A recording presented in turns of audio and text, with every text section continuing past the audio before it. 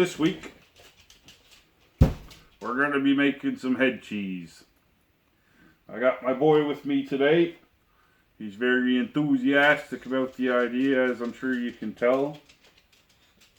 So I hope you stick around and watch the video. Hope you like it. And don't forget to like and subscribe. Alright, in order to make head cheese, the first thing you need is a good head. This is the head of the pig from our pig roast from our last video. You're also going to need a pot that's big enough to fit the head in.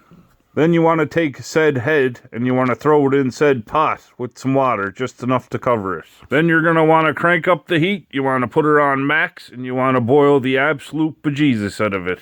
It's hard for me to say how long you have to boil it for because it all depends on the size. This particular head here took about 3 hours before it was done. You can tell it's done by how easy it is to strip the meat off the bone. I would advise you, for safety reasons, to leave it cool off before you remove it from the hot water. But I myself have been called a lot of things in my life, and patient is just not on that list, so I did not wait till it cooled off. You're going to want to save some of the liquid you boiled the head in for later. I'll explain why when we get to it.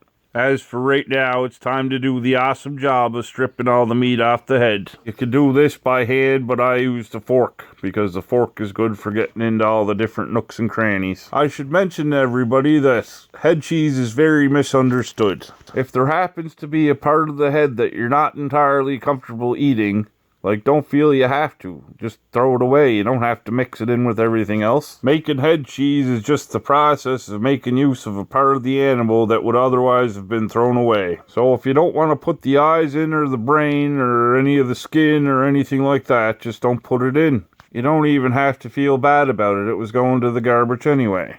Once you have all the meat stripped off the head, you can move on to the next step of the process, which is adding the seasoning. You don't need too much. All I add is a little bit of salt, and then just a little bit of black pepper, and then for a final ingredient, I add some garlic. The recipe I'm using today was actually taught to me by my grandmother when I was a little boy. Making head cheese with her was like an event. It was something I looked forward to, because I was the guy that got to turn the meat grinder. At the time, it made me feel very important. And the meat grinder I'm using today is the same meat grinder me and my grandmother used to use to make head cheese when I was a boy. But today, it's not my grandmother passing the tradition down to me. It's me passing the tradition down another generation to my own boy. Even though, right now, I don't think he can appreciate the meaning of what we're doing. I think that someday he's going to look back and he's going to have very fond memories of making head cheese with his daddy. Just like now I have very fond memories of making head cheese with my grandmother. In my opinion, it's very important to keep traditions alive. It connects the past with the future. But anyways, that's enough rambling for now. Let's get back to making the head cheese. Once you get your meat all ground up, it might be a good idea to give it a little taste just to make sure it doesn't need any more seasoning. And yep, it tastes good to me. But my boy, on the other hand, he wasn't a fan. But that's okay, at least he tried.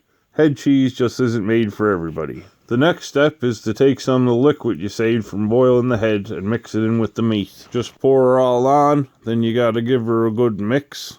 And then you gotta just chuck it in the fridge and leave it set up overnight. I can assure you that it's worth the wait. Alright, it's sat overnight. So let's open it up and have a little look, see how it turned out. And she's looking just about perfect. It's set up beautifully. It cuts very good. The only thing left to do now is just to give it a taste and see how it turned out. And the verdict is, it tastes exactly how I remember my grandmother's tasting. It's actually blowing my mind. I forgot how delicious this stuff actually is. If anyone happened to be wondering what you can do with head cheese or how you can eat it, here's a few examples. Right here I have it on some Ritz crackers with a little bit of cream cheese. It's delicious. And my favorite way of all to eat it, head cheese sandwiches. If you like a good sandwich, I suggest you try one of these delicious little things. Head cheese is also awesome if you fry it up with some eggs. Well, I guess that's it for this video. Thanks everybody for watching. And as always, if you like this content and you want to see more, don't forget to like and subscribe. See y'all next time.